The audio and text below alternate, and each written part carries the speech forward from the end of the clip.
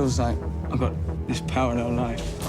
I've got this life that I'm living where people look at me and they call me names. Boy, you freak! Jamie is a photographer, and he takes a photograph one day, and as he's developing it in the darkroom, he sees that there's a demon, or what looks like a demon, standing behind the window in a derelict house.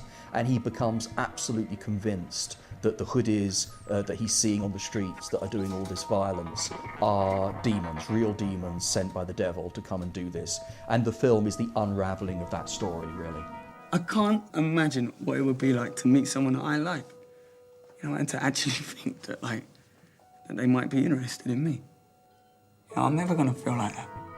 I went through a very kind of depressed period that lasted a few years, where I was in a kind of very dark place with some events, some violent events that happened around me. A friend of mine was killed, and I kind of went through this phase of kind of almost reclusing myself for a lot. And so I had a kind of, not to the extreme of some of the young people I've just been talking about, but I've had a bit of experience of that kind of depression where you kind of withdraw and the world becomes a difficult place to deal with. So it all started there, really.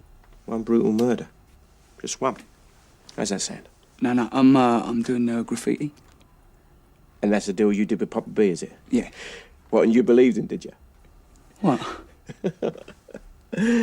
One born every minute. The great thing about this film was that every first choice that I had for an actor came back with a yes. And that was just phenomenal. I mean, you know, we were sitting there and, for example, we were talking about the character of AJ, played by Noel in the film, Noel Clarke, and we sent him the script and he wanted to do it, which was just fantastic.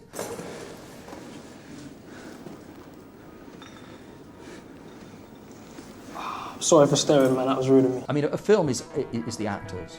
You know, if you don't get that right, it's not worth doing anything else like the lighting or the sound. You might as well just give up. Get the actors right and you're 90% there. Everything else you do is a kind of embellishment on what your actors are doing for you.